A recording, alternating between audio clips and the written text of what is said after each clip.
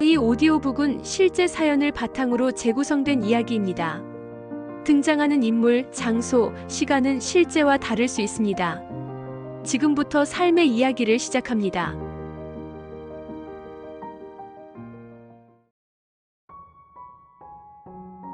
여러분, 만약 돌아가신 부모님의 유품 중에서 평생 본 적 없는 낡은 상자를 발견한다면 어떻게 하시겠습니까? 그 상자 속에는 여러분이 전혀 몰랐던 부모님의 또 다른 인생이 숨겨져 있다면 말입니다. 제가 경험했던 그 이야기를 들려드립니다.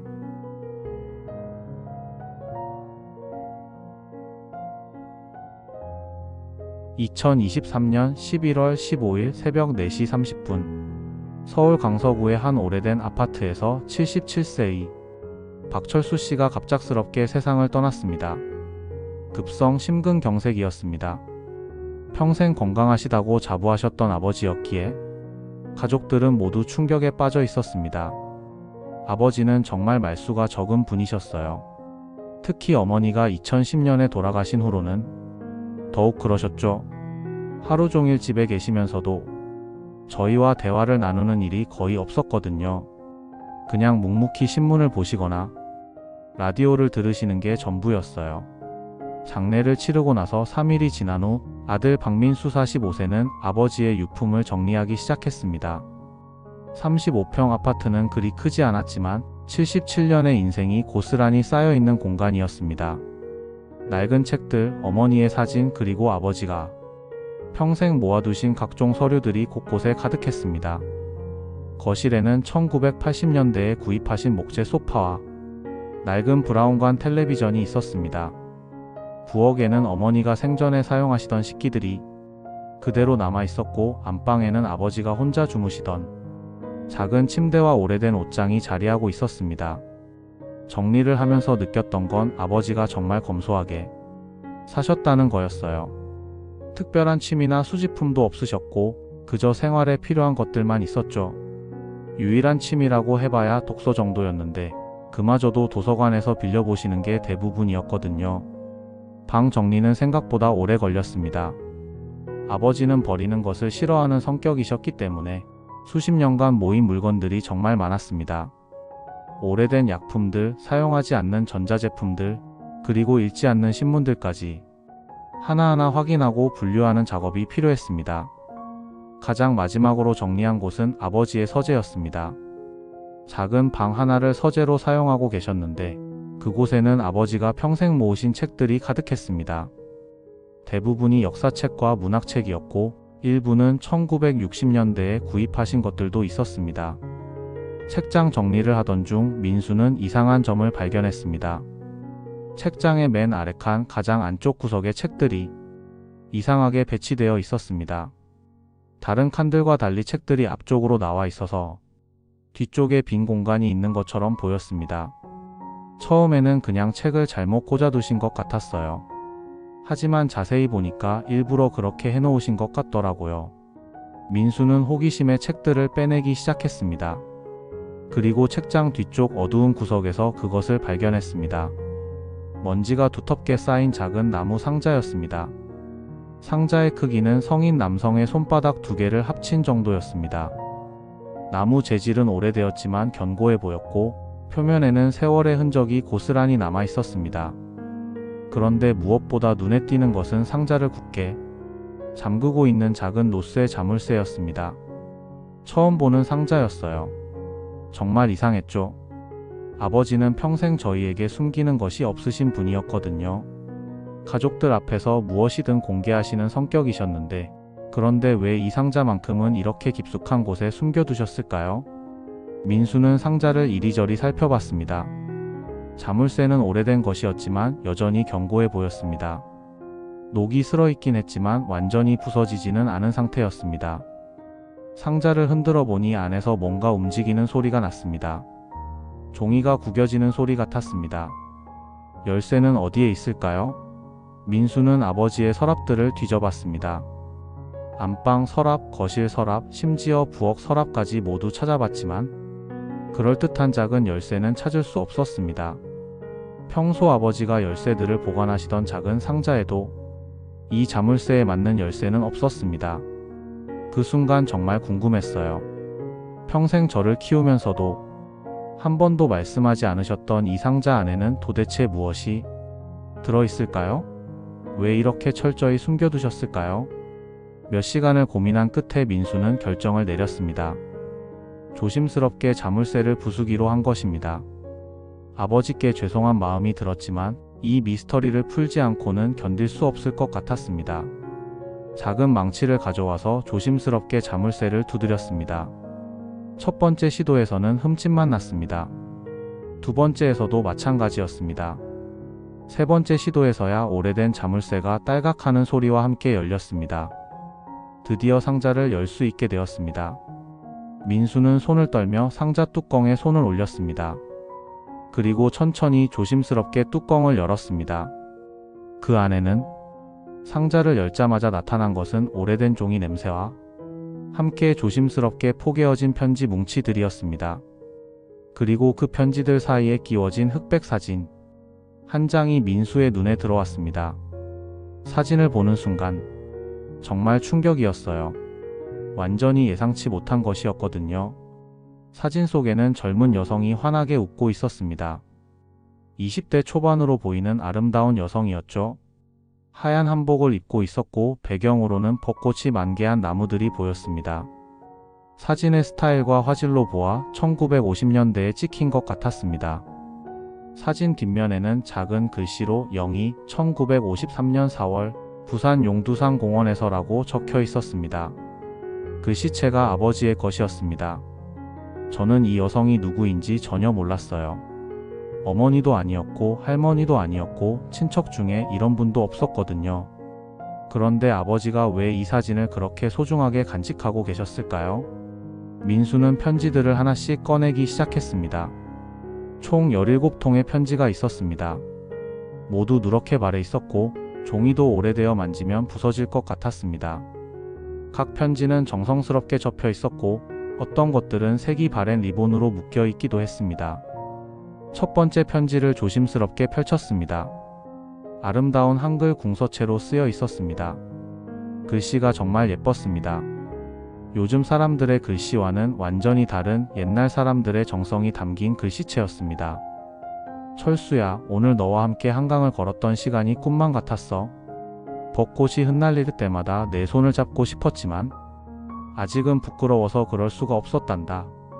하지만 내 마음을 네가 알아주었으면 좋겠어. 나는 정말로 너를 좋아한다. 마이너스 영희가 1953년 4월 20일. 영희. 이 이름도 처음 들어봤어요. 아버지 주변에 영희라는 분은 없으셨거든요. 친구분들, 직장 동료분들 중에도 영희라는 분은 기억나지 않았어요. 두 번째 편지를 열었습니다. 이것도 같은 글씨체로 쓰여 있었습니다. 철수야, 어제 내가 말해준 장래 희망을 듣고 정말 가슴이 설렜어. 선생님이 되고 싶다는 너의 꿈이 꼭 이루어졌으면 좋겠어. 그리고 언젠가는 우리가 함께 아이들을 가르치는 모습을 그려보기도 해. 너무 앞선 생각일까? 하지만 나는 그런 미래를 꿈꾸고 있어. 마이너스 영희가 1953년 5월 3일. 편지들을 하나씩 읽어갈수록 민수는 점점 더 혼란스러워졌습니다. 이 편지들은 분명히 연애 편지였습니다. 그것도 매우 순수하고 진지한 사랑의 편지들이었죠. 1950년대의 젊은 연인들이 주고받았을 법한 정말 순수하고 아름다운 사랑의 기록들이었습니다. 저는 아버지가 어머니 외에 다른 여성을 사랑하신 적이 있다는 걸 상상도 못했어요.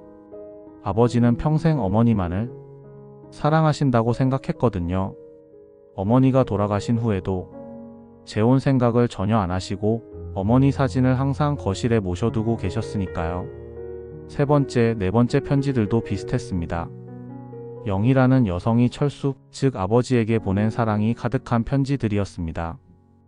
편지마다 날짜가 적혀 있었는데 모두 1953년의 것들이었습니다. 1953년, 아버지가 24살 때군요. 한국 전쟁이 막 끝나가던 시기였죠. 그때 아버지는 어디서 뭘 하고 계셨을까요? 편지들을 더 읽어보니 두 사람의 관계와 상황이 조금씩 그려지기 시작했습니다. 영희는 부산에서 피난살이를 하고 있었고 아버지도 마찬가지였습니다.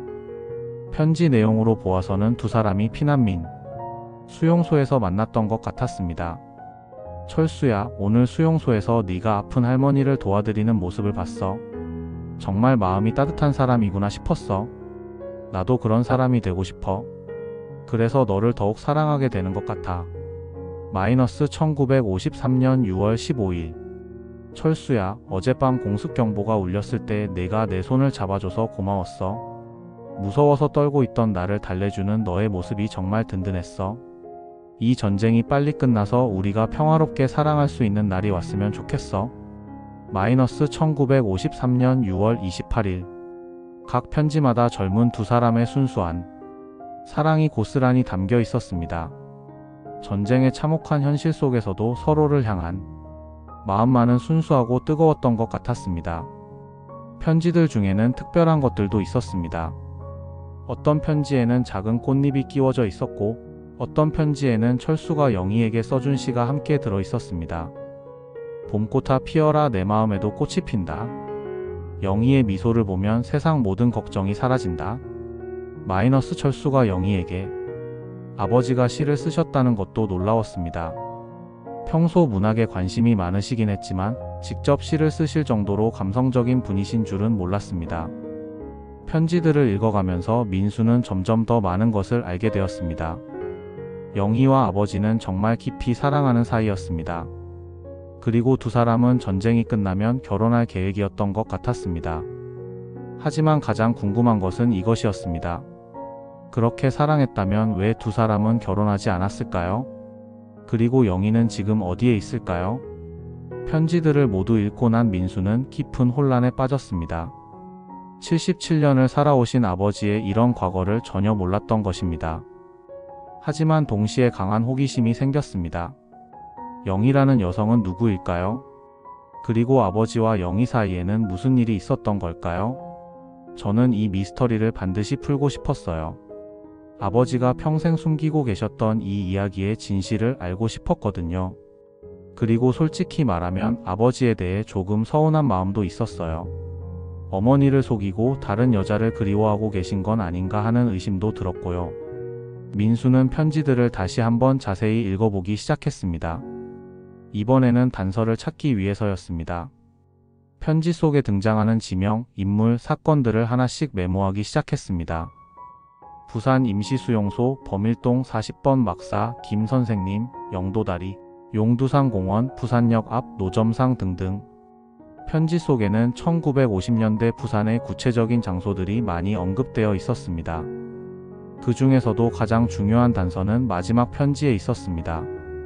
다른 편지들과는 달리 이 편지는 급하게 쓴 것 같았고 글씨도 평소보다 흐릿했습니다. 그리고 종이에는 눈물 자국 같은 것도 보였습니다. 철수야, 갑작스럽게 서울로 올라가게 되었어. 아버지가 서울에서 일자리를 찾으셨대. 너무 갑작스러워서 미안해. 부산에서의 우리 추억들을 잊지 말아줘. 그리고 약속해줘. 반드시 나를 찾아줘. 서울 종로구 원서동 23번지로 오면 돼. 그곳에서 기다리게. 사랑하는 철수야, 꼭 와줘. 영희가 1953년 10월 15일 원서동 23번지. 이 주소가 핵심 단서였어요. 민수는 즉시 인터넷으로 원서동을 검색해봤습니다. 종로구 원서동은 여전히 존재하는 동네였습니다. 지하철 3호선 안국역에서 가까운 곳이었습니다. 하지만 70년이나 지난 지금 그 시절의 23번지가 어떻게 변했을지는 알 수 없었습니다. 그래도 가봐야겠다고 생각했어요. 혹시라도 뭔가 단서를 찾을 수 있을지 몰랐거든요. 그리고 70년이 지났다고 해도 혹시 그 시절을 기억하는 분이 계실 수도 있잖아요. 다음날 아침 민수는 원서동으로 향했습니다. 지하철 3호선을 타고 안국역에서 내린 후 도보로 15분 정도 걸어갔습니다. 원서동은 서울의 오래된 동네 중 하나였습니다. 한옥들과 오래된 건물들이 섞여 있는 전통과 현대가 공존하는 그런 동네였습니다. 길을 걸으면서 민수는 70년 전 이곳의 모습을 상상해봤습니다. 1953년이면 한국 전쟁이 막 끝난 시기였으니 지금과는 완전히 다른 풍경이었을 것입니다. 아마도 한옥들이 대부분이었을 테고 포장도로도 없었을 것입니다. 23번지를 찾기 위해 동네를 돌아다녔습니다. 하지만 쉽지 않았습니다. 70년 사이에 집원이 여러 번 바뀌었고 건물들도 모두 새로 지어졌기 때문입니다. 현재의 23번지는 4층짜리 다세대 주택이 들어서 있었습니다. 혹시라도 이 동네에서 오래 사신 분이 계실까 싶어서 주변을 둘러봤어요. 그런데 대부분 젊은 사람들이나 중년층이었어요. 1950년대를 기억할 만한 연세의 분들은 보이지 않았어요. 포기하려던 차에 골목 모퉁이에서 한 할아버지를 만났습니다. 80대로 보이는 할아버지가 작은 평상에 앉아서 라디오를 듣고 계셨습니다. 할아버지의 옆에는 낡은 자전거가 세워져 있었고 평상 위에는 오래된 신문들이 쌓여 있었습니다. 실례합니다, 할아버지. 죄송한데 잠깐 여쭤볼 것이 있어서요. 할아버지는 라디오 소리를 줄이시고 민수를 바라보셨습니다.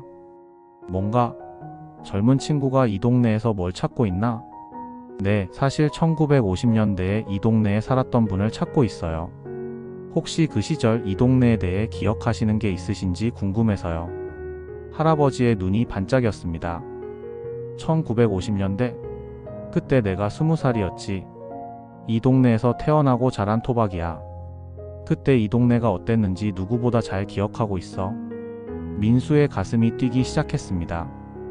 드디어 그 시절을 기억하는 분을 만난 것입니다. 정말요? 그럼 혹시 1953년경의 원서동 23번지에 대해 기억하시는 게 있으신가요? 할아버지는 잠시 생각에 잠기시더니 고개를 끄덕이셨습니다. 아, 원서동 23번지. 그곳에는 옛날에 큰 한옥이 하나 있었지. 일제강점기 때부터 있었던 집인데 해방 후에는 여러 가구가 함께 살았었어. 특히 한국전쟁 후에는 부산에서 올라온 피난민들이 많이 살았지. 지금은 그 자리에 빌라가 들어서 있지만 민수의 심장이 빨리 뛰기 시작했습니다. 피난민들이요? 부산에서 올라온? 그렇지. 1953년, 1954년경에 부산에서 피난 갔던 사람들이 서울로 돌아오면서 임시로 머물 곳이 필요했거든. 그때 그 한옥에 여러 가구가 함께 살았어. 민수는 더욱 구체적으로 물어봤습니다. 혹시 그때 박영희라는 분을 기억하시나요? 20살 정도의 젊은 여성이었는데 할아버지는 잠시 생각하시더니 놀라운 표정을 지으셨습니다. 박영희. 아, 혹시 그 예쁜 아가씨 말인가? 부산에서 아버지와 함께 올라왔던. 맞아, 기억나네. 참 착하고 예쁜 아가씨였는데. 민수는 너무 놀라서 자리에서 벌떡 일어났습니다. 드디어 영희에 대한 실제 증언을 들은 것입니다. 정말요? 정말 기억하세요? 물론이지. 그 아가씨를 어떻게 잊을 수 있겠어? 참 인상적인 분이었거든. 할아버지는 민수를 자신의 집으로 데려가며 말씀하셨습니다. 앉아서 이야기하자. 그 아가씨에 대한 이야기가 길거든. 할아버지는 민수를 대청마루로 안내하며 차를 한 잔 내어주셨습니다. 따뜻한 보리차 향이 고즈넉한 한옥 안을 가득 채웠습니다. 그때 내 나이가 20살이었으니까 지금으로부터 정확히 70년 전 일이군. 하지만 어제 일처럼 생생해. 특히 그 박영희 아가씨는 정말 잊을 수 없는 분이었거든. 이순재 할아버지는 천천히 이야기를 시작했습니다. 1953년 10월 말경이었을 거야. 어느 날 갑자기 원서동 23번지 큰 한옥에 새로운 가족이 들어왔어. 박씨 성을 가진 아버지와 딸 두 사람뿐이었지. 어머니는 부산 피난 중에 돌아가셨다고 하더라고. 민수는 숨을 죽이며 할아버지의 이야기에 귀를 기울였습니다. 아버지는 박정호 씨라고 하셨고 일제강점기 때 일본에서 의학을 공부하신 분이었어. 해방 후에 부산에서 작은 병원을 운영하고 계셨는데 한국전쟁 때문에 피난을 왔다가 서울로 돌아오게 된 거지. 서울에서 다시 병원을 열 계획이었어. 그리고 딸인 영희 아가씨. 참 아름다운 분이었어. 20살이라고 했나? 키는 그리 크지 않았지만 정말 단정하고 품위 있는 모습이었지. 무엇보다 눈이 참 맑고 예뻤어. 그리고 성격이 너무 착했어. 할아버지는 잠시 과거를 그리워하는 듯한 표정을 지으시며 계속했습니다. 그때 우리 동네는 정말 가난했어. 한국 전쟁이 끝난 직후라서 모두들 힘든 시절이었거든. 그런데 영희 아가씨는 다른 사람들을 도와주는 걸 좋아했어. 동네 아이들이 다치면 아버지가 의사라서 치료해주고 혼자 사는 할머니들한테는 음식을 가져다 드리고 정말 마음씨가 고운 분이었어. 그래서 동네 사람들 모두가 좋아했지. 특히 아이들은 영희 언니 하면서 따라다녔어. 민수는 아버지의 편지에서 읽었던 영희의 모습과 할아버지의 증언이 일치한다는 걸 느꼈습니다. 정말 아름답고 착한 여성이었던 것 같습니다. 할아버지, 그런데 영희 씨가 부산에서 누군가를 기다리고 있지는 않았나요? 편지를 주고받거나 그런. 할아버지는 고개를 끄덕였습니다. 아, 맞아. 그것도 기억해? 영희 아가씨는 자주 편지를 기다렸어. 우체부 아저씨가 오면 가장 먼저 뛰어나가서 자기 편지가 있는지 확인하곤 했지. 그리고 편지를 받으면 정말 행복해했어. 얼굴이 환하게 밝아지면서 혼자 미소를 짓곤 했지. 그리고 편지를 쓰는 것도 좋아했어. 저녁이면 한옥마당의 평상에 앉아서 정성스럽게 편지를 썼어. 글씨가 정말 예뻤어. 옛날 양반과 교수들이 쓰던 그런 글씨체였지. 민수는 상자에서 발견한 편지들을 떠올렸습니다. 정말 아름다운 글씨체였습니다. 편지를 쓸 때의 영희 아가씨 모습이 정말 인상적이었어. 정말 조심스럽게 한 글자 한 글자 마음을 담아서 썼거든. 그 모습을 보면 정말 간절하게 누군가를 그리워하고 있다는 걸 알 수 있었어. 할아버지는 잠시 멈추고 차를 한 모금 마신 후 계속했습니다. 그런데 시간이 지나면서 영희 아가씨의 표정이 조금씩 어두워졌어. 처음에는 매일매일 편지를 기다렸는데 나중에는 편지가 오지 않는 날이 많아졌거든. 어떻게 알 수 있었냐고. 우체부 아저씨가 오면 여전히 뛰어나갔지만 편지가 없을 때의 표정이 정말 안쓰러웠어. 처음에는 내일은 꼭 올 거야 하면서 웃으려고 했는데 나중에는 그냥 고개를 숙이고 들어가곤 했지. 민수의 마음이 무거워졌습니다. 아버지와 영희 사이에 무슨 일이 있었던 걸까요? 1954년 봄경부터였나? 영희 아가씨가 정말 많이 우울해졌어. 예전처럼 동네 아이들과 놀아주지도 않고 혼자서 한옥마당에 앉아서 하늘만 바라보는 날이 많아졌어. 그래서 우리 어머니가 한 번은 물어보신 적이 있어. 영희야, 무슨 걱정이 있니? 하고. 그랬더니 영희 아가씨가 부산에 있는 사람을 기다리고 있는데 연락이 없어요 라고 하더라고. 할아버지는 잠시 말을 멈추고 민수를 바라봤습니다. 혹시 젊은 친구가 찾고 있는 사람이 그 부산에 있던 분인가? 민수는 고개를 끄덕였습니다. 네, 그럴 것 같아요. 제 아버지였을 거예요. 아, 그렇구나. 그럼 자네 아버지가 박철수 씨인가? 네, 맞습니다. 박철수입니다. 할아버지는 놀라워하며 손뼉을 쳤습니다. 세상에, 그럼 자네가 철수 씨 아들이구나. 영희 아가씨가 그렇게 기다리던 그 철수 씨의 아들 말인가? 네. 그런데 할아버지, 제 아버지가 왜 영희 씨에게 연락하지 않았을까요? 편지에서는 분명히 서울로 찾아오겠다고 약속했는데. 할아버지는 잠시 생각에 잠겼다가 대답했습니다. 그건 나도 정확히는 모르겠어. 하지만 그 시절은 정말 어려운 때였거든. 한국 전쟁이 끝난 직후라서 교통도 통신도 원활하지 않았어. 부산에서 서울까지 오는 것도 쉽지 않았고. 그리고 또 하나는 영희 아가씨 아버지가 반대하셨을 수도 있어. 반대요? 응. 박정호 씨는 의사셨잖아. 그 시절 의사는 정말 대단한 직업이었어. 일제강 점기에 일본에서 공부까지 하신 분이니까 더욱 그랬지. 그런 분이 딸의 결혼 상대로 어떤 사람을 원했을까? 할아버지, 그런데 영희 씨는 그 후에 어떻게 되었나요? 계속 아버지를 기다렸나요? 할아버지의 표정이 어두워졌습니다. 그게 참 안타까운 일이 있었어. 할아버지는 한숨을 깊게 쉬며 이야기를 계속했습니다. 1954년 여름까지 영희 아가씨는 계속 기다렸어. 정말 간절하게. 하지만 편지는 오지 않았고 철수 씨도 나타나지 않았지. 그러다가 1954년 가을경인가 영희 아가씨가 갑자기 많이 아프기 시작했어. 처음에는 단순히 마음의 병인 줄 알았는데 나중에 알고 보니 실제로 몸이 많이 안 좋았던 거야. 민수는 불안한 마음으로 물었습니다. 어떤 병이었나요? 결핵이었어. 그 시절에는 정말 무서운 병이었거든. 지금처럼 치료법이 발달하지 않았을 때니까. 특히 영희 아가씨는 부산 피난 생활 때부터 몸이 약했던 것 같아. 어머니를 잃고 힘든 시기를 보냈으니까. 할아버지는 안타까운 표정으로 계속했습니다. 박정호 씨가 의사셨으니까 딸의 병을 치료하려고 정말 노력하셨어. 하지만 그 시절 의료기술로는 한계가 있었지. 게다가 영희 아가씨는 마음의 병까지 겹쳐 있었으니까. 마음의 병요? 그렇지. 철수 씨를 기다리다가 지친 거야. 매일매일 기다렸는데 연락도 없고 찾아오지도 않으니까. 젊은 처자가 그 마음을 어떻게 견뎠겠어? 민수의 가슴이 아팠습니다. 영희가 얼마나 힘들었을지 상상이 되었습니다. 그래서 박정호 씨가 결단을 내리셨어. 딸의 건강을 위해서 서울을 떠나기로 하신 거지. 1954년 말경에 부산으로 다시 내려가셨어. 거기서 다시 병원을 시작하시면서 딸을 치료하려고 하셨던 거야. 부산으로 다시. 응.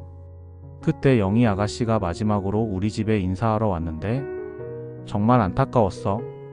처음 왔을 때는 그렇게 밝고 예뻤는데 떠날 때는 완전히 다른 사람 같았어. 몸도 많이 야위었고 얼굴도 창백했고. 할아버지는 잠시 말을 멈추고 눈물을 훔쳤습니다. 그때 영희 아가씨가 나한테 부탁한 게 있어. 부탁이요? 만약에 철수라는 사람이 자기를 찾아오면 부산으로 갔다고 전해달라고 하더라고. 그리고 이 편지를 전해달라고 하면서 편지 한 통을 주고 갔어. 민수는 놀라서 몸을 앞으로 기울였습니다. 편지요? 그 편지를 아직도 갖고 계세요? 할아버지는 고개를 끄덕였습니다.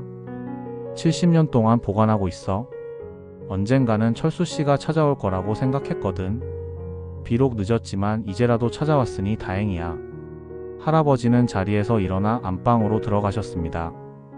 잠시 후 낡은 나무 상자를 들고 나오셨습니다. 그 상자에서 정성스럽게 보관된 편지 한 통을 꺼내셨습니다. 이것이 영희 아가씨가 마지막으로 남긴 편지야.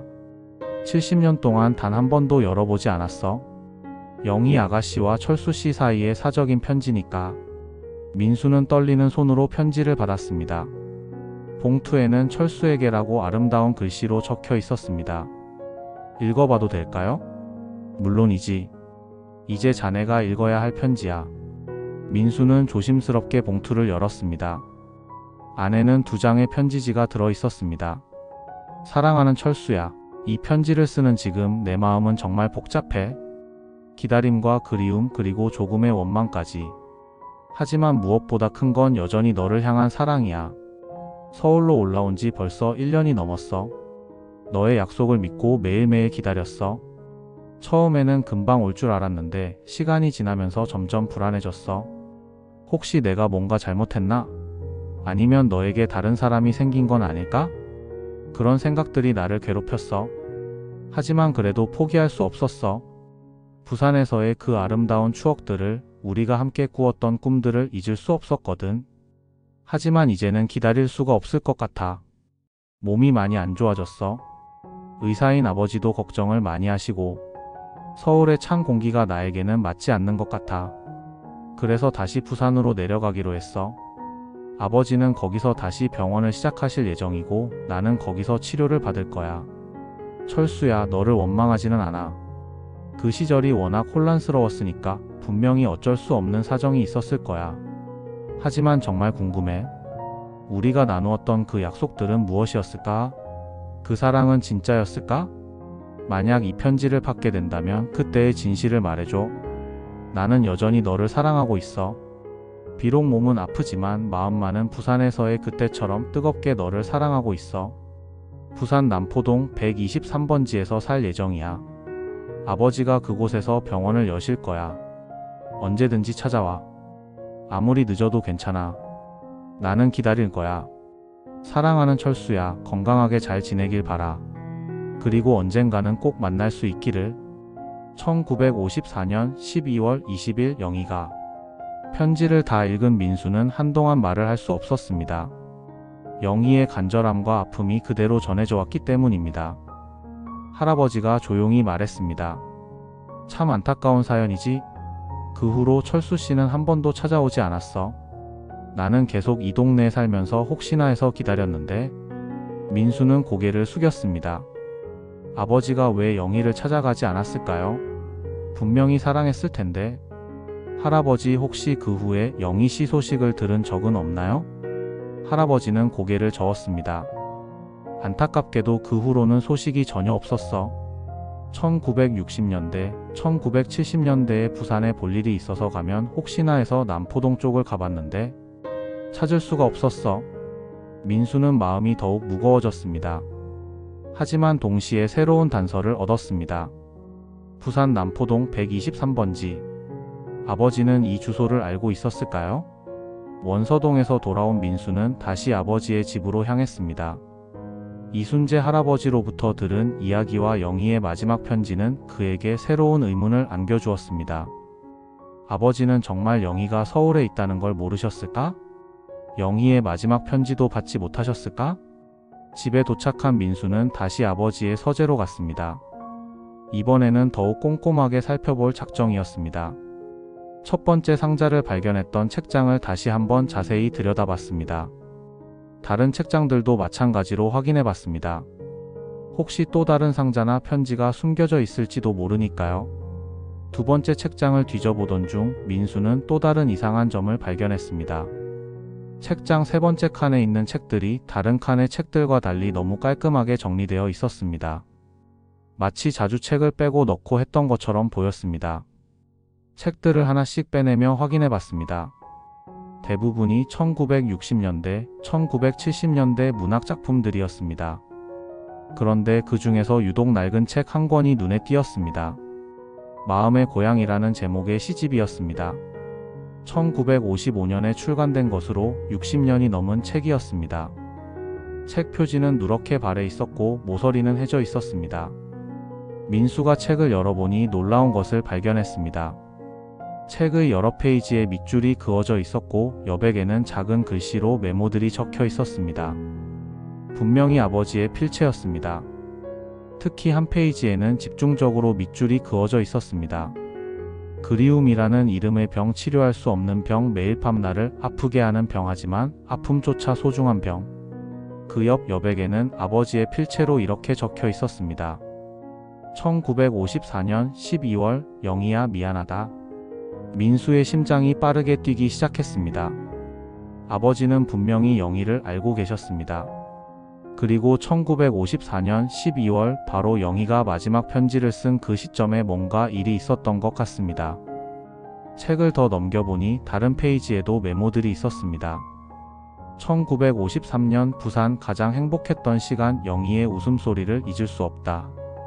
만약 다시 돌아갈 수 있다면. 민수는 이 책이 아버지에게 특별한 의미가 있었다는 걸 알 수 있었습니다. 혹시 이 책 안에 또 다른 단서가 숨겨져 있을까요? 책의 뒷표지를 자세히 살펴보니 가장자리 부분이 살짝 들떠 있었습니다. 마치 무언가를 끼워 넣었다가 뺀 것 같은 흔적이었습니다. 민수는 조심스럽게 뒷표지를 열어봤습니다. 그 안에는 작은 종이 조각이 끼워져 있었습니다. 접혀진 종이를 펼치자 아버지의 필체로 쓰여진 메모가 나타났습니다. 1954년 12월 23일 서울역에서 부산행 기차표를 샀다. 마지막으로 용기를 내어 영희를 만나러 가기로 결심했다. 하지만 메모는 거기서 끝나 있었습니다. 하지만 다음에 무슨 일이 있었던 걸까요? 민수는 다시 서재를 더 자세히 뒤져봤습니다. 이번에는 아버지의 책상을 조사해봤습니다. 오래된 나무 책상이었는데 서랍이 3개 있었습니다. 첫 번째 서랍에는 각종 문구류와 오래된 영수증들이 들어 있었습니다. 두 번째 서랍에는 안경과 약통들이 있었습니다. 세 번째 서랍을 열어보니 가장 아래쪽에 두터운 일기장이 하나 있었습니다. 1950년대부터 1960년대까지의 일기가 빼곡하게 적혀 있었습니다. 민수는 1954년 12월 부분을 찾아봤습니다. 1954년 12월 20일 영희의 편지를 받았다. 원서동의 이순재 씨가 전해주었다. 나를 1년 넘게 기다렸다고 한다. 부산으로 다시 내려간다고 한다. 몸이 많이 아프다고 한다. 내 가슴이 찢어질 것 같다.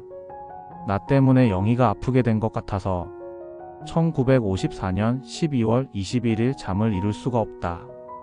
영희 생각만 난다. 1년 전 부산에서 함께했던 그 시간들이 자꾸 떠오른다. 영희의 환한 웃음, 따뜻한 손길, 맑은 목소리. 영희를 정말 사랑했다. 지금도 사랑한다. 그런데 왜 나는 약속을 지키지 못했을까? 1954년 12월 22일 이유를 생각해봤다. 처음에는 정말 어쩔 수 없는 상황이었다. 아버지의 갑작스러운 중병 그리고 가족들을 돌봐야 하는 상황. 하지만 그것만이 전부였을까? 솔직히 말하면 두려웠다. 영희의 아버지는 의사였고 나는 그저 공장에서 일하는 노동자였다. 과연 내가 영희를 행복하게 해줄 수 있을까 하는 두려움이 있었다. 이 대목을 읽은 민수는 아버지의 마음을 이해할 수 있었습니다. 1950년대에는 신분의 차이가 더욱 중요했을 테니까요. 1954년 12월 23일 결심을 했다. 영희를 만나러 가야겠다. 늦었지만 진실을 말해야겠다. 내가 얼마나 영희를 사랑하는지 그리고 왜 이제야 올 수 있게 되었는지. 오후에 서울역에서 부산행 기차표를 샀다. 내일 새벽 첫 차를 타고 가겠다. 민수는 숨을 죽이고 다음 페이지를 넘겼습니다. 1954년 12월 24일 부산에 도착했다. 남포동 123번지를 찾아갔다. 하지만 그곳에는 이미 다른 사람들이 살고 있었다. 박정호 의사와 영희는 3개월 전에 이사를 갔다고 했다. 어디로 갔는지는 아무도 모른다고 했다. 온 동네를 돌아다니며 물어봤지만 소용없었다. 영희는 흔적도 없이 사라져버렸다. 마치 꿈이었던 것처럼. 크리스마스 이브인데 홀로 부산 거리를 걸었다. 눈이 내리기 시작했다. 1년 전 영희와 함께 걸었던 그 거리들을 다시 걸어봤다. 용두산 공원도 가봤고 영도 다리도 건너봤다. 하지만 영희는 어디에도 없었다. 1954년 12월 25일 부산에서 하루 더 머물렀다. 혹시나 하는 마음으로 영희를 찾아봤지만 헛수고였다. 오늘 오후에 놀라운 일이 있었다. 우연히 들른 찻집에서 중년 남자분이 내게 말을 걸었다. 알고 보니 박정호 의사의 지인이었다. 그분을 통해 충격적인 소식을 들었다. 영희가 2달 전에 세상을 떠났다고 했다. 결핵이 악화되어서 그 순간 정말 하늘이 무너지는 것 같았다. 내가 너무 늦었다. 너무 늦게 용기를 냈다. 영희는 나를 기다리다 지쳐서 병들어서 결국 나는 바보였다. 겁쟁이였다. 진정한 사랑이 무엇인지도 모르는 어리석은 남자였다. 민수는 일기를 읽으며 눈물이 났습니다. 아버지가 얼마나 고통스러워 하셨는지 알 수 있었습니다. 1954년 12월 26일 영희의 묘를 찾아갔다. 부산 구덕산 공동묘지에 있다고 했다. 작은 비석에는 박영희 1933-1954라고만 적혀 있었다. 21살의 짧은 생. 묘 앞에 앉아서 하루 종일 울었다.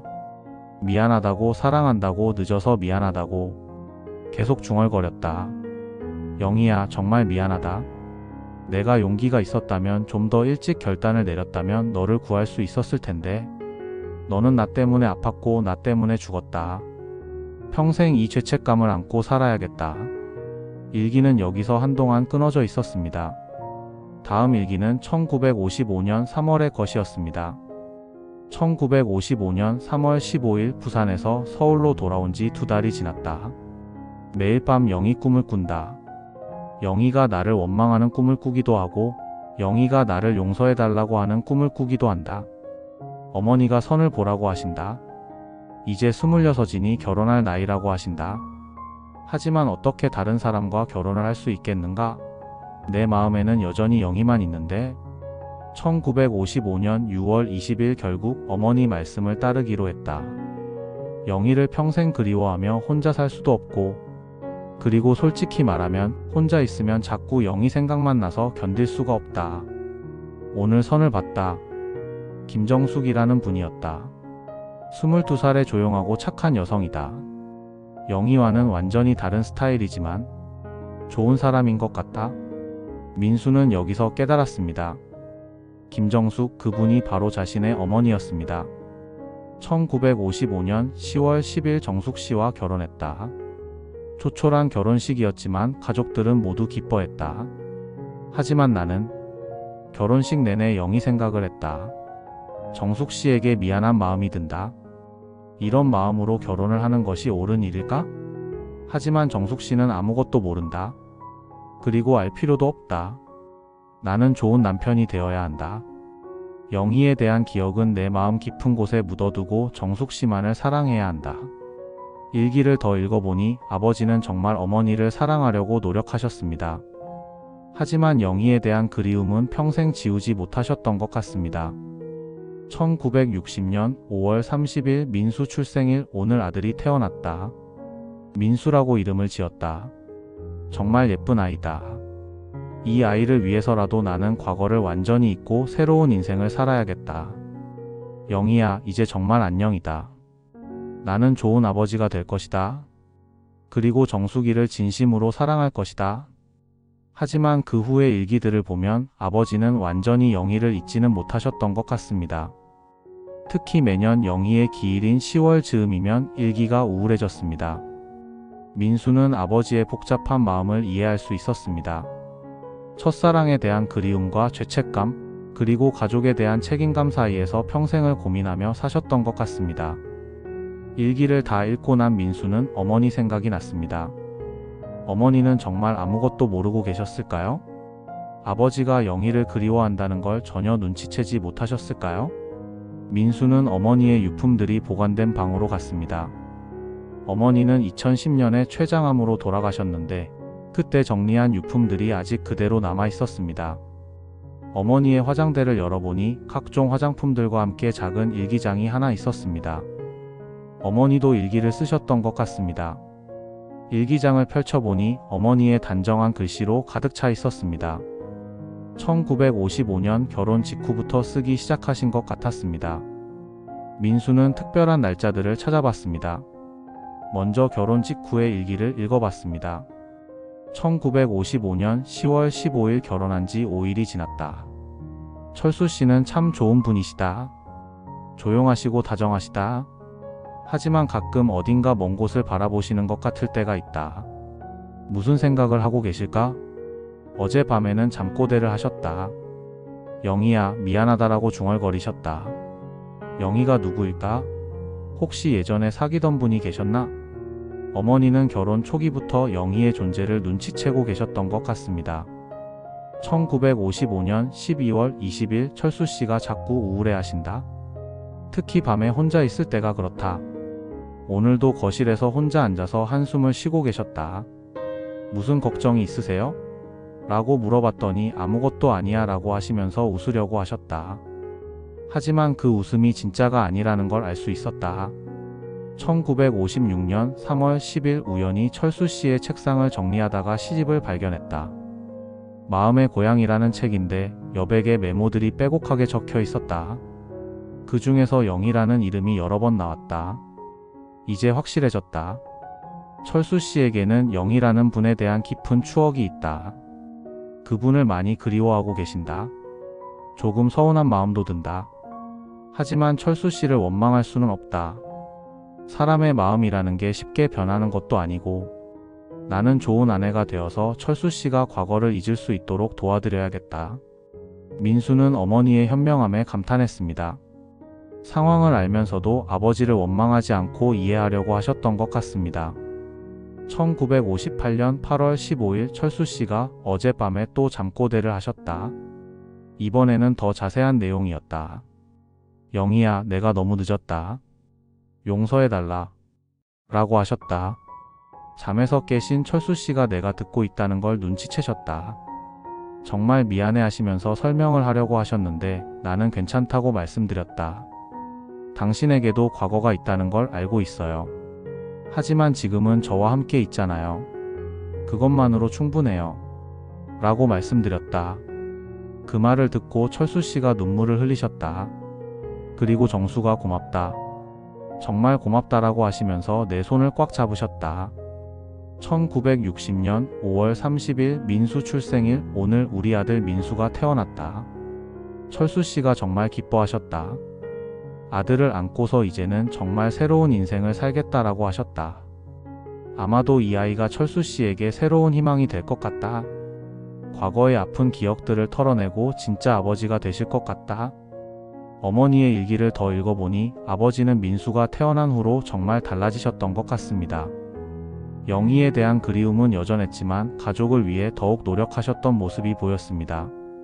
1965년 10월 20일 오늘은 철수 씨가 항상 우울해하시는 날이다. 매년 이맘때면 그렇다. 10월이 되면 특별히 더 조용해지시고 혼자 있는 시간이 많아진다. 아마도 영희분과 관련된 특별한 날인 것 같다. 생일인지 아니면 다른 기념일인지.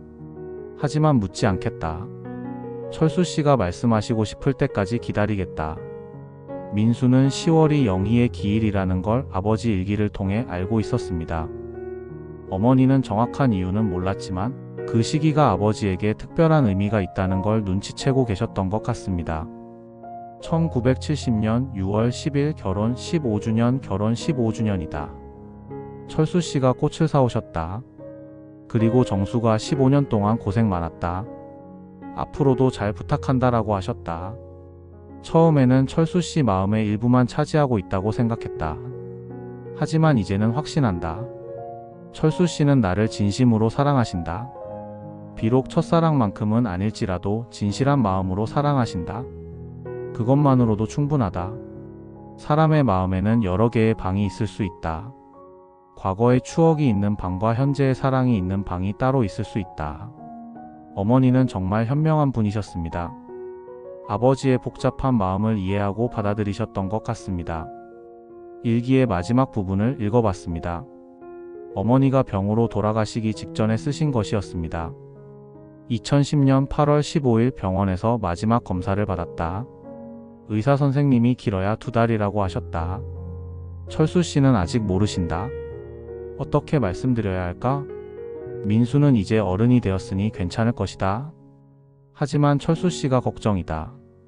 나까지 떠나면 철수 씨는 정말 혼자가 되신다. 오늘 철수 씨에게 부탁을 하나 했다.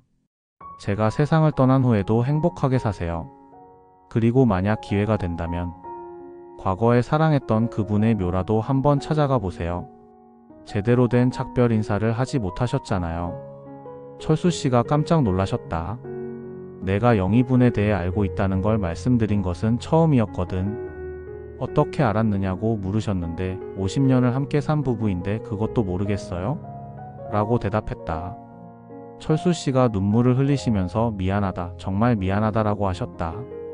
하지만 나는 전혀 미안할 게 없다고 말씀드렸다. 철수 씨는 충분히 좋은 남편이셨고 좋은 아버지셨다. 2010년 9월 20일 마지막 일기. 이제 정말 시간이 얼마 남지 않은 것 같다. 몸이 너무 힘들어서 일기를 쓰는 것도 어렵다. 철수 씨에게 마지막 부탁을 했다.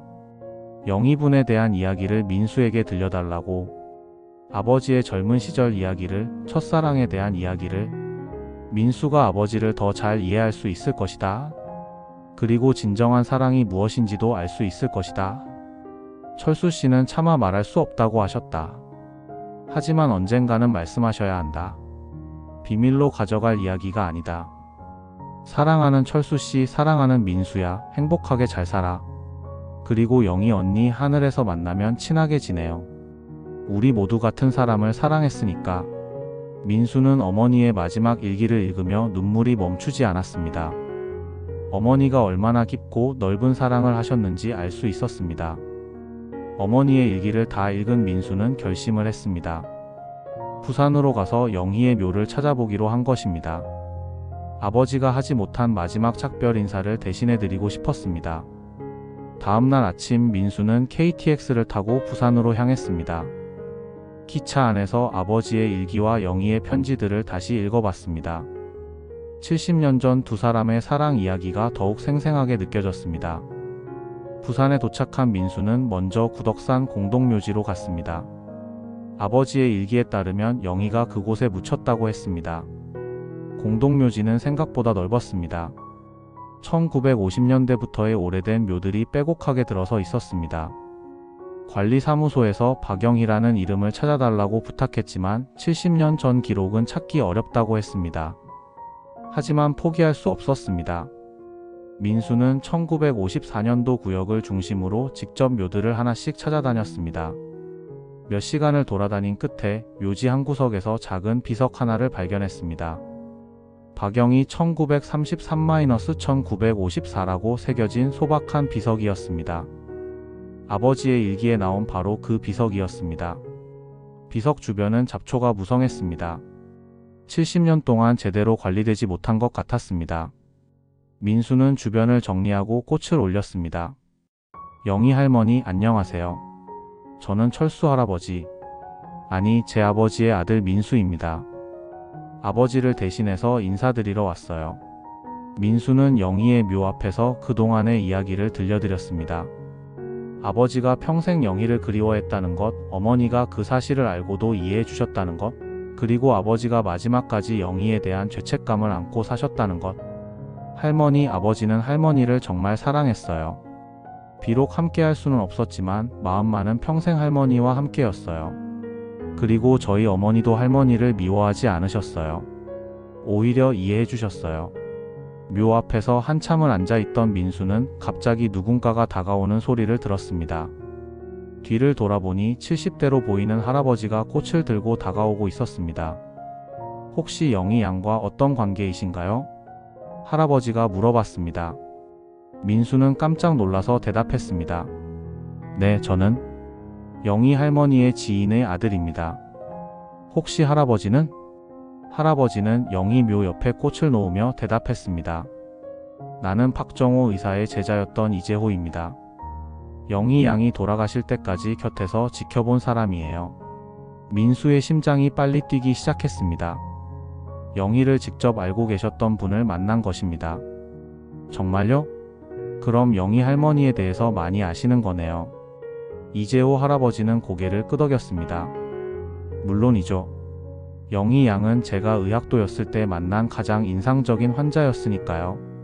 그리고 가장 안타까웠던 환자이기도 했고요. 할아버지는 민수를 근처 벤치로 안내하며 이야기를 시작했습니다. 영희 양이 아버지와 함께 서울에서 부산으로 내려온 게 1954년 가을이었어요.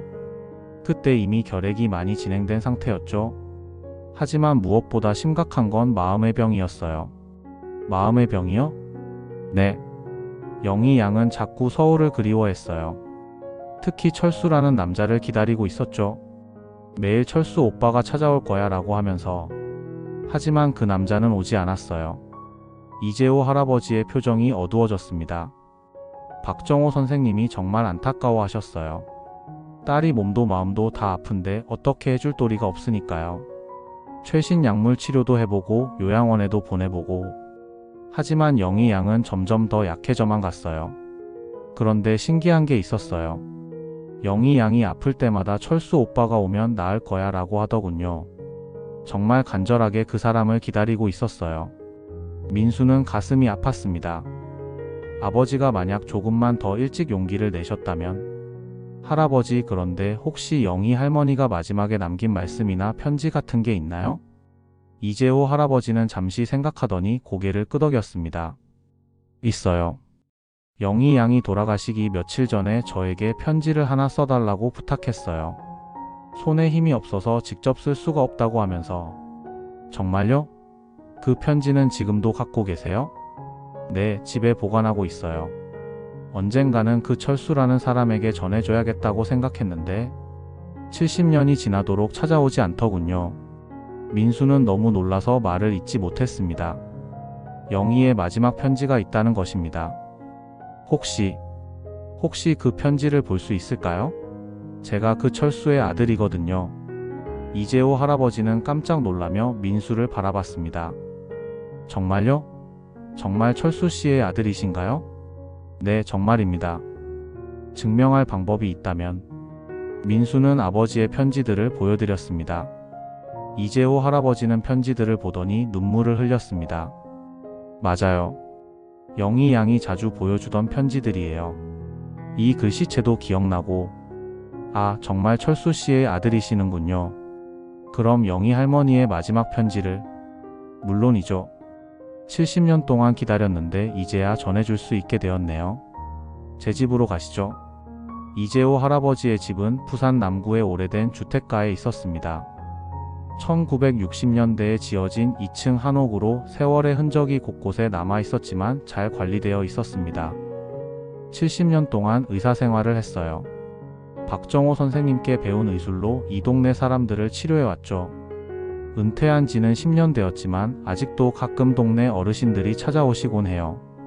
거실에는 오래된 의학서들과 함께 많은 사진들이 걸려 있었습니다. 그 중에서도 한 사진이 민수의 눈에 띄었습니다. 젊은 남자가 환자들을 돌보는 모습이었는데 배경에 여러 사람들이 보였습니다. 그중 한 명이 저분이 혹시 영희 할머니신가요? 민수가 사진 속 젊은 여성을 가리키자 이재호 할아버지가 고개를 끄덕였습니다. 맞아요. 1954년 봄에 찍은 사진이에요. 박정호 선생님의 병원에서 환자들과 함께 찍은 거죠. 그때만 해도 영희 양이 건강했을 때예요. 사진 속 영희는 정말 아름다웠습니다.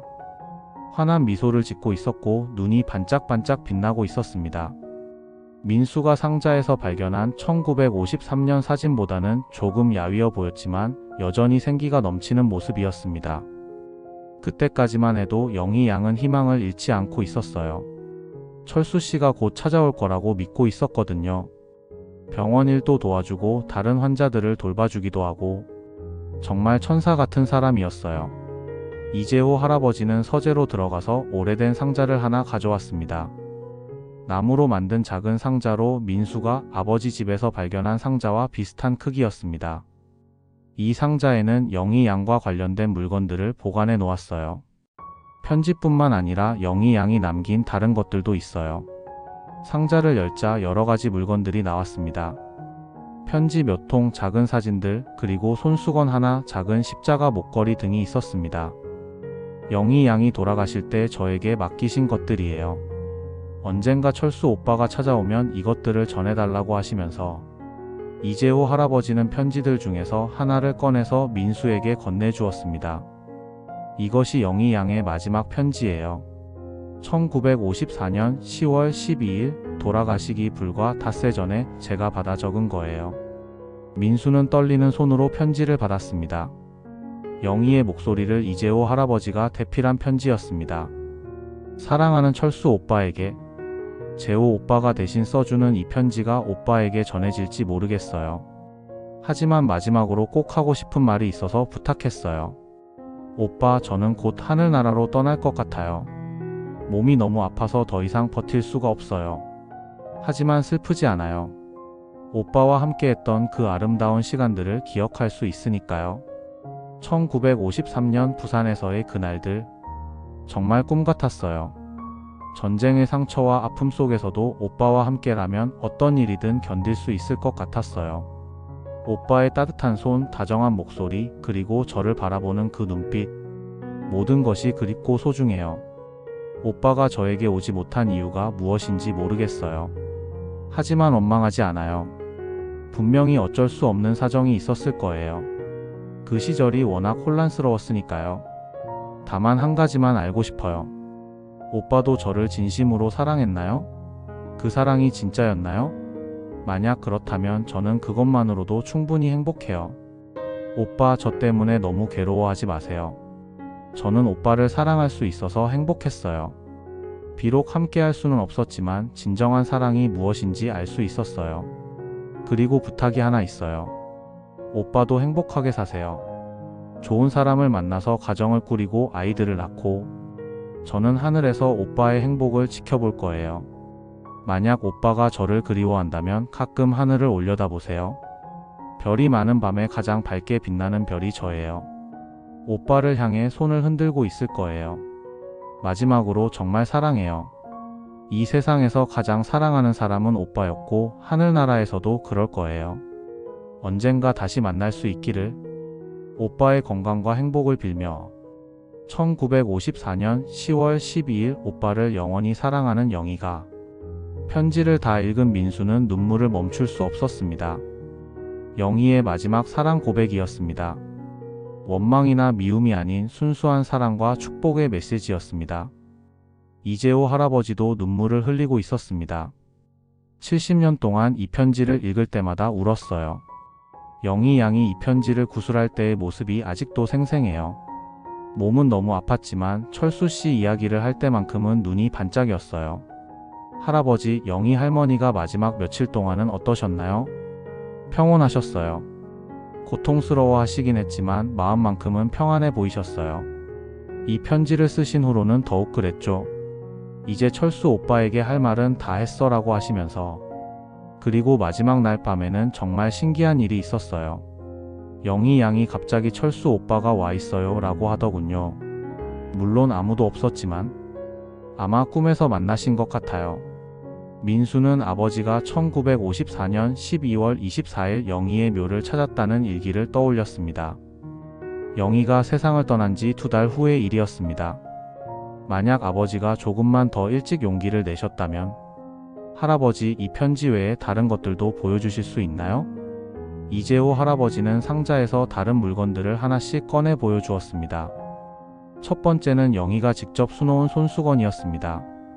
하얀 면 손수건에 작은 꽃들이 정교하게 수놓여 있었고 한 모서리에는 철수라는 이름이 작은 글씨로 새겨져 있었습니다. 이것은 영희 양이 철수 씨에게 선물하려고 만든 거예요. 부산에 있을 때부터 조금씩 술을 놓기 시작했다고 하더군요. 서울에서 만날 때 선물하려고 했는데 결국 전해주지 못했죠.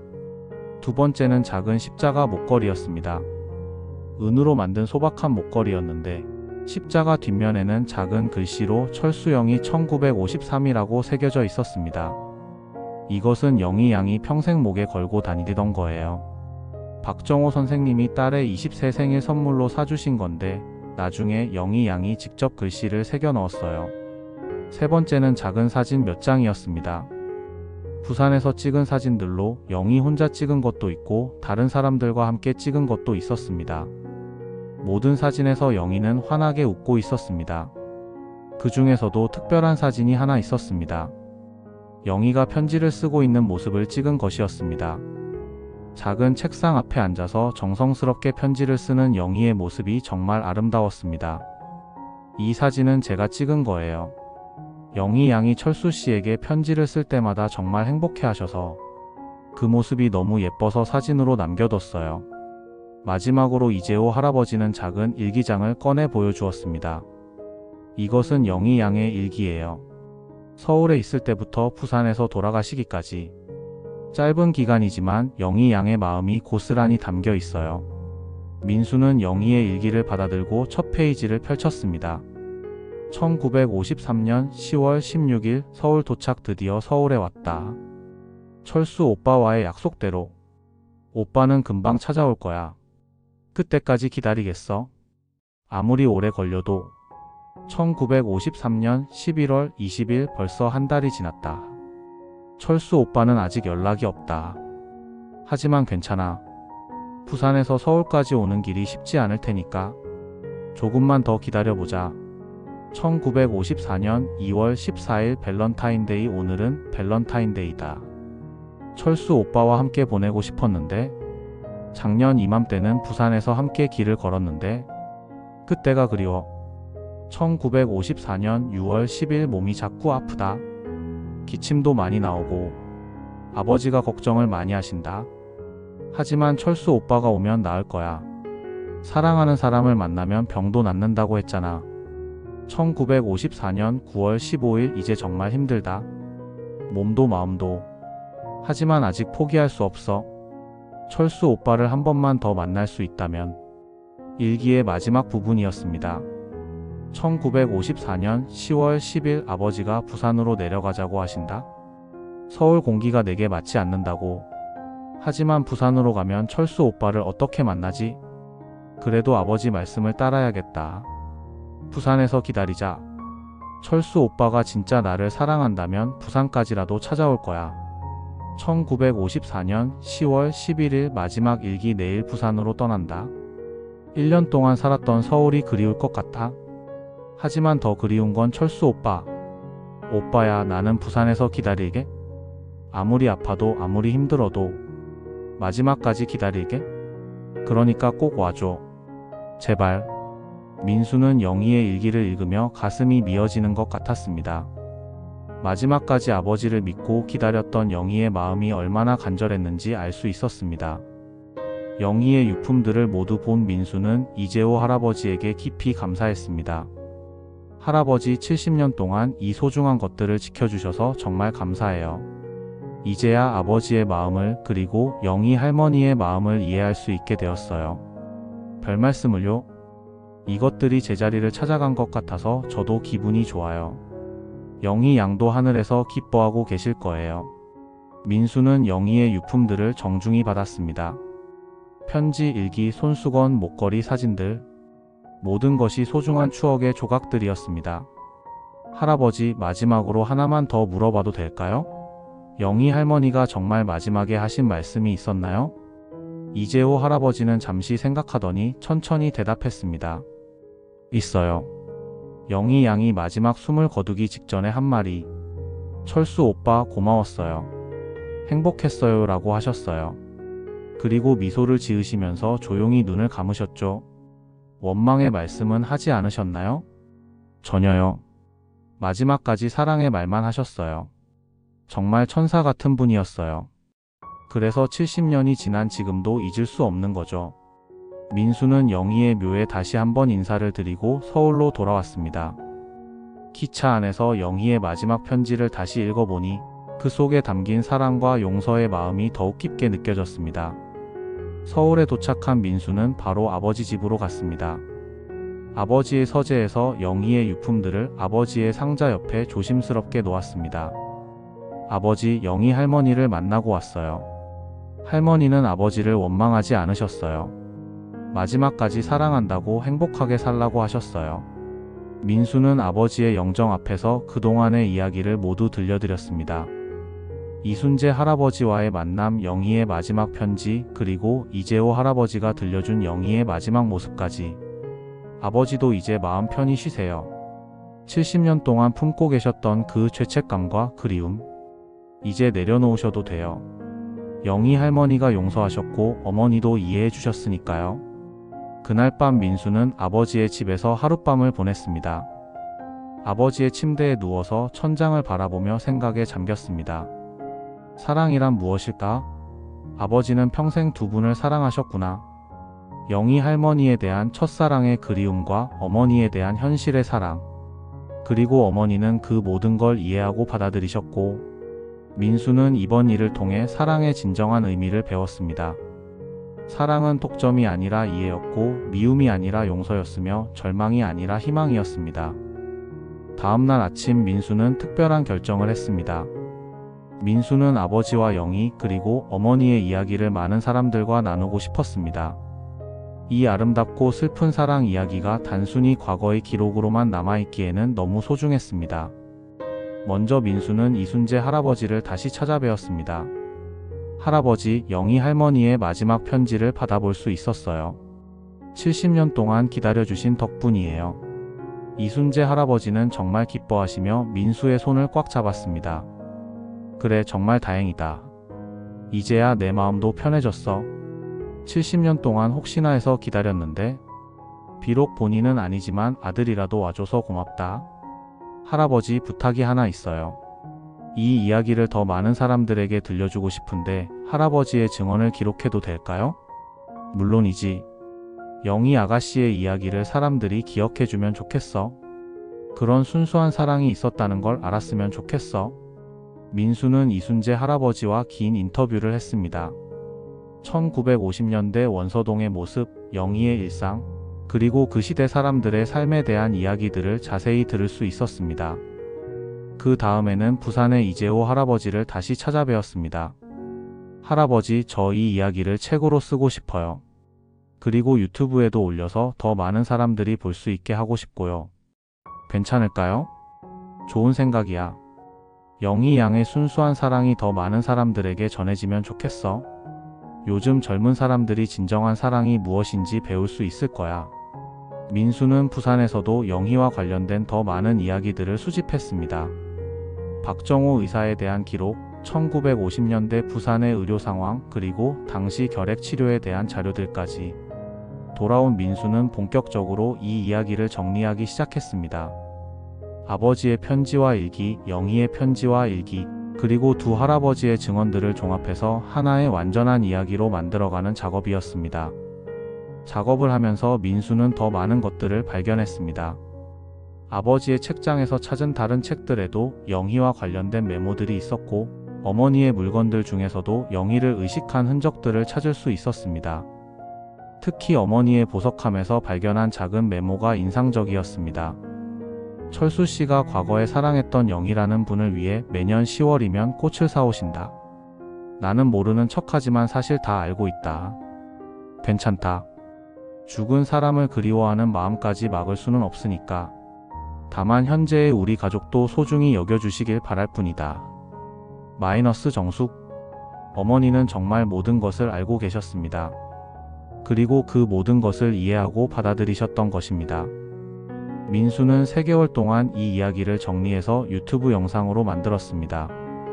단순히 이야기를 읽어주는 것이 아니라 실제 편지들과 사진들, 그리고 두 할아버지의 인터뷰까지 포함한 다큐멘터리 형식의 영상이었습니다. 영상을 업로드한 후 민수는 놀라운 반응을 경험했습니다. 수많은 사람들이 댓글을 남겨주었고 영상을 공유해 주었습니다. 단순한 사랑 이야기를 넘어서서 전쟁과 가난의 시대를 살아간 우리 부모 세대의 삶을 이해할 수 있게 해주는 영상이라는 평가를 받았습니다.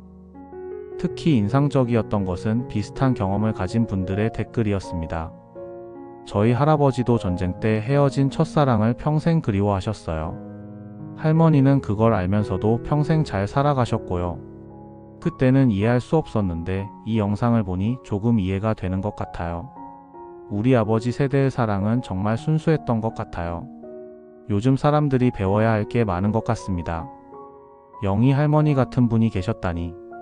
마지막까지 원망하지 않고 사랑한다고 하신 그 마음이 정말 아름답네요. 영상이 화제가 되면서 방송국에서도 연락이 왔습니다. 다큐멘터리 프로그램으로 만들고 싶다는 제안이었습니다. 하지만 민수는 정중히 거절했습니다. 이 이야기는 상업적으로 이용할 수 있는 소재가 아니라고 생각했기 때문입니다. 대신 교육적인 목적으로 사용하는 것은 허락했습니다. 실제로 몇몇 대학에서 한국 전쟁과 분단 상황을 다루는 수업에서 이 영상을 참고 자료로 활용했고, 고등학교에서도 역사 수업 시간에 보여주기도 했습니다. 민수는 이 경험을 통해 새로운 인생의 목표를 찾았습니다. 사라져가는 우리 부모 세대의 이야기들을 기록하고 보존하는 일을 하기로 한 것입니다. 회사를 그만두고 기억의 보관소라는 이름의 개인 프로젝트를 시작했습니다. 전국을 돌아다니며 어르신들의 이야기를 듣고 기록하는 일을 하게 된 것입니다. 첫 번째 방문지는 다시 원서동이었습니다. 이순재 할아버지를 정기적으로 찾아뵙며 1950년대 서울의 모습에 대한 더 자세한 이야기들을 들었습니다. 할아버지는 민수의 프로젝트를 적극적으로 도와주셨고 동네의 다른 어르신들도 소개해 주셨습니다. 젊은 친구가 이런 좋은 일을 하니까 정말 고맙네. 우리 세대의 이야기들이 사라져가고 있는데 이렇게 기록으로 남겨주니 정말 의미가 있어. 부산의 이재호 할아버지도 마찬가지였습니다. 의사로 일하시면서 만난 수많은 환자들의 이야기, 1950년대 부산의 의료 상황, 그리고 전쟁 후 사회의 모습들에 대해 상세하게 들려주셨습니다. 영희 양 이야기가 시작이었지만 사실 그 시대에는 비슷한 아픈 사연들이 정말 많았어요. 전쟁 때문에 헤어진 연인들, 가족을 잃은 사람들, 꿈을 포기해야 했던 젊은이들, 모두가 상처를 안고 살았던 시대였죠. 민수는 6개월 동안 전국 각지를 돌아다니며 50여 분의 어르신들을 만났습니다. 그리고 그분들의 이야기를 영상과 글로 기록했습니다.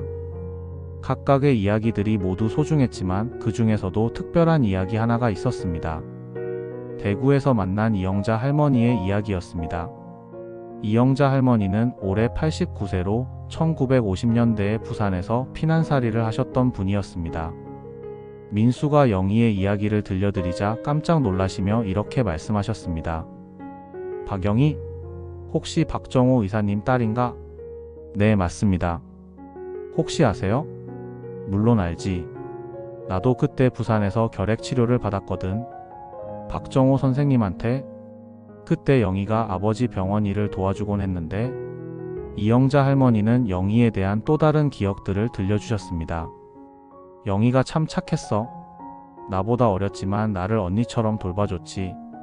내가 약을 못 구해서 울고 있으면 자기가 구해다 주고 밥을 못 먹으면 자기 걸 나눠주고. 그런데 영희가 자주 편지를 기다렸어. 서울에 있는 남자친구에게서 오는 편지를. 처음에는 자주 왔는데 나중에는 안 와서 많이 속상해했지. 그리고 영희가 죽기 전에 나한테 한 말이 있어. 언니, 사람은 누구나 죽지만 사랑은 안 죽어요. 제가 죽어도 철수 오빠에 대한 사랑은 계속 살아있을 거예요 라고 했어. 이영자 할머니의 증언을 통해 민수는 영희의 마지막 시간들에 대해 더 자세히 알 수 있었습니다. 영희는 죽음을 앞두고도 사랑에 대한 믿음을 잃지 않았던 것입니다. 할머니, 그 말씀이 정말 인상적이네요. 사랑은 안 죽는다. 맞아. 영희 말이 맞더라고. 나도 이제 90에 가까운 나이가 되어서 죽은 사람들이 더 많아졌는데 그 사람들에 대한 사랑은 여전히 살아있어. 오히려 나이가 들수록 더 그리워지는 것 같아. 민수는 이영자 할머니의 말씀을 들으며 깊은 감동을 받았습니다. 정말로 사랑은 죽지 않는 것 같았습니다. 아버지가 평생 영희를 그리워하셨던 것도, 어머니가 그런 아버지를 이해하셨던 것도 모두 사랑 때문이었습니다. 민수의 프로젝트는 계속되었습니다. 1년이 지나고 2년이 지나면서 수집된 이야기들이 100개가 넘었습니다. 한국 전쟁 시기의 이야기, 산업화 시대의 이야기, 가족과 사랑에 대한 이야기들, 모든 것이 소중한 역사의 기록이었습니다. 그리고 3년 후 민수는 특별한 소식을 들었습니다. 이순재 할아버지로부터 온 전화였습니다. 민수야, 놀라운 일이 생겼어. 영희 아가씨 이야기를 본 사람이 있대. 네. 무슨 말씀이세요? 영희 아가씨의 친척이라는 분이 연락을 해왔어. 자기가 영희의 외사촌 형이라고 하면서 영희에 대한 더 많은 이야기를 알고 있다고 하더라고. 민수는 깜짝 놀라며 즉시 그분을 만나 뵙기로 했습니다. 박종수 85세 할아버지는 영희의 외사촌 형으로 어린 시절부터 영희를 잘 알고 계셨던 분이었습니다. 영희는 어릴 때부터 특별한 아이였어. 정말 마음이 예쁘고 똑똑했지. 일제강점기 때도 공부를 열심히 해서 여학교까지 다녔거든. 박종수 할아버지는 영희의 어린 시절에 대한 이야기들을 들려주셨습니다. 그리고 가장 중요한 것은 영희가 남긴 또 다른 물건이 있다는 소식이었습니다. 영희가 죽기 전에 내게 맡긴 게 있어. 작은 상자 하나인데 철수라는 사람이 나타나면 전해달라고 했거든. 70년 동안 보관하고 있었는데 이제야 전해줄 수 있게 되었네. 그 상자 안에는 영희가 직접 만든 작은 인형이 들어 있었습니다. 천으로 만든 소박한 인형이었는데 남자와 여자 인형 2개가 손을 잡고 있는 모습이었습니다. 인형과 함께 작은 쪽지도 있었습니다. 철수 오빠, 이 인형들처럼 우리도 영원히 함께해요. 비록 이 세상에서는 만날 수 없지만 저 하늘나라에서는 꼭 만날 거예요. 그때까지 기다릴게요. 마이너스 영희. 민수는 이 마지막 선물을 받고 또 한 번 울었습니다. 영희의 사랑이 70년의 세월을 뛰어넘어 지금까지 전해진 것입니다. 민수는 영희의 마지막 선물을 아버지의 묘소에 가져갔습니다. 아버지와 어머니가 함께 잠들어 계신 곳이었습니다. 아버지, 영희 할머니의 마지막 선물이에요. 70년 동안 기다린 끝에 드디어 아버지께 전해드릴 수 있게 되었어요. 민수는 묘 앞에 인형을 놓고 그동안의 모든 이야기를 들려드렸습니다. 영희가 마지막까지 아버지를 사랑했다는 것, 원망하지 않았다는 것, 그리고 하늘나라에서 만나기를 바랐다는 것. 아버지, 어머니, 그리고 영희 할머니. 이제 세 분 모두 편히 쉬세요. 사랑하는 마음으로 함께 계시면 돼요. 저는 이 아름다운 사랑 이야기를 더 많은 사람들에게 전할게요. 그날 밤 민수는 집에서 아버지의 상자와 영희의 유품들을 정리했습니다. 70년의 세월을 견뎌낸 사랑의 증거들이었습니다. 그리고 마지막으로 자신만의 편지를 썼습니다. 아버지에게, 어머니에게, 그리고 영희 할머니에게. 세 분의 이야기를 통해 저는 진정한 사랑이 무엇인지 배웠습니다. 사랑은 소유가 아니라 이해였고, 질투가 아니라 배려였으며, 미움이 아니라 용서였습니다.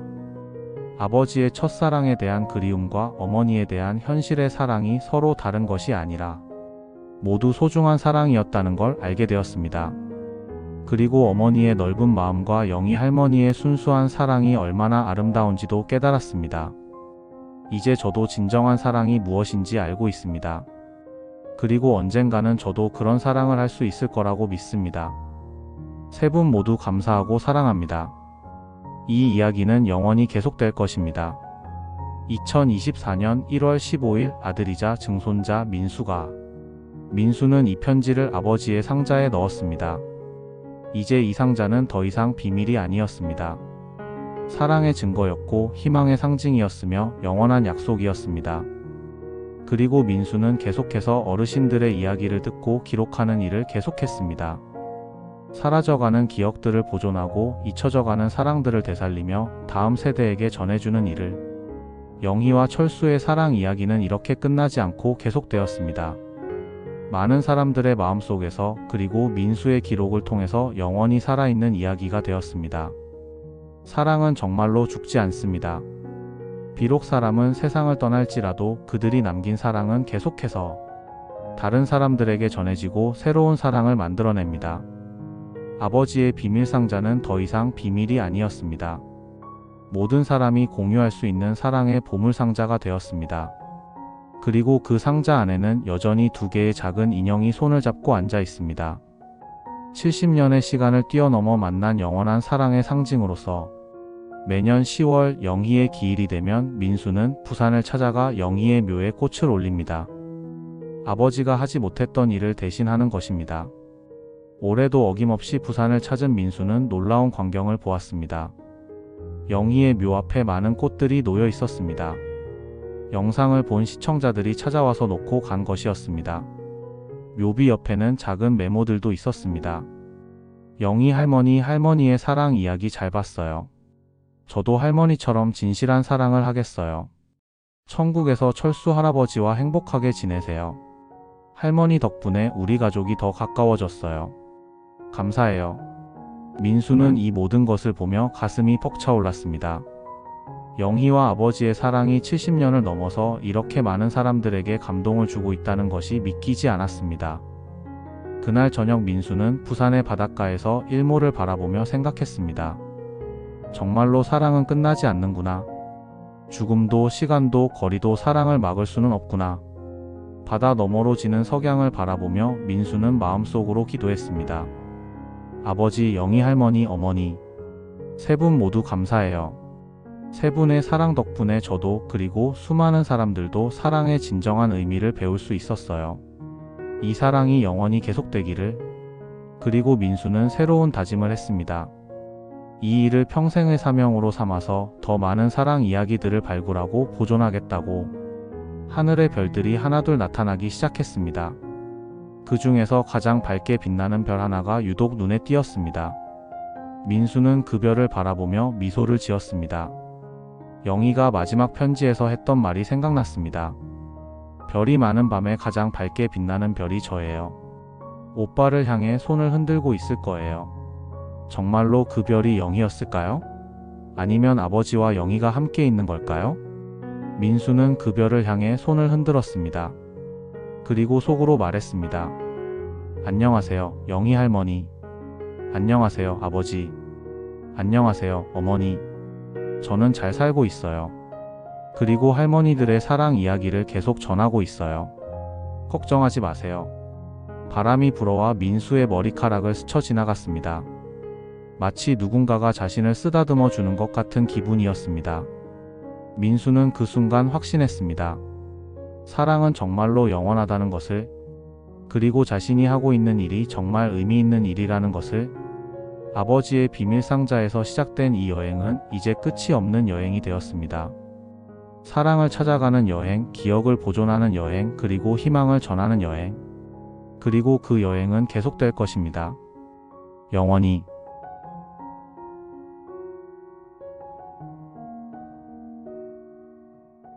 여러분, 부모님의 사랑은 우리가 아는 것보다 훨씬 깊고 복잡했습니다.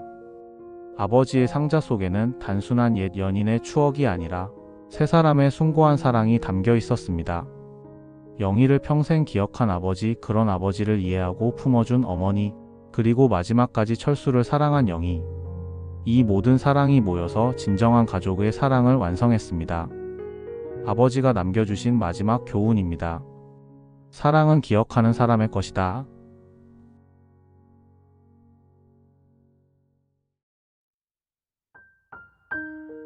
오늘의 이야기는 여기까지입니다. 혹시 비슷한 경험이 있거나 마음에 남는 부분이 있다면 댓글로 나눠주세요. 당신의 이야기가 또 다른 누군가의 위로가 될 수 있습니다.